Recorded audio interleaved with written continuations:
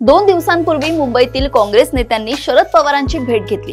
मुंबई महापालिका निवडणूक स्वबळावर लढण्याचा निर्णय घोषित करतानाच काँग्रेसने समविचारी पक्षांसोबत आघाडीसाठी आमची दारे खुली असल्याचं म्हटलं होतं। त्याच दृष्टीने शरद पवारांचा कल जाणून घेण्यासाठी ही भेट होती। शरद पवारांनी याआधी देखील महाविकास आघाडीने एकत्र लढावे अशी इच्छा व्यक्त केली होती।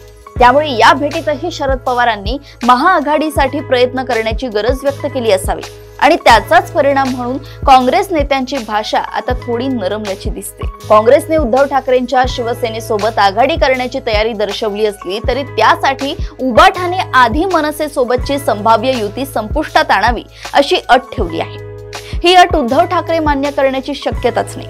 त्यामुळे शरद पवारांनी आपण महाविकास आघाडी म्हणून निवडणुकीला सामोरे जाऊ, त्यात एखादा नवा पक्ष सामील झाला तर त्यास हरकत असण्याचं कारण नाही। आपला मुख्य उद्देश भाजपला पराभूत करणे हा आहे आणि त्यासाठी वेळेप्रसंगी कुणाचीही मदत आपण घ्यायला हवी अशी भूमिका शरद पवार मांडत आहेत। कदाचित शरद पवार काँग्रेस श्रेष्ठीशी थेट संवाद साधतील, कदाचित त्यांच्या शिष्टाईला यश देखील येईल, परंतु त्यातून गुंता अधिकच वाढणार आहे। काँग्रेस मनसेसह महाविकास आघाडी म्हणून लढण्यास तयार झाली तर जागा वाटप हे एक मोठे गंभीर संकट असेल। सध्या उद्धव ठाकरे मनसेसाठी किमान 72 जागा सोडणार असल्याची चर्चा आहे। आघाडी झाली तर कुणाच्या वाट्याला किती येतील हा एक प्रश्न आहेच। अर्थात हे सगळे गृहीत धरूनच शरद पवार आघाडीसाठी प्रयत्न करत असतील, परंतु त्यांच्या धडपडीतून नेमके कुणाचे भले होईल हा प्रश्न आहेच।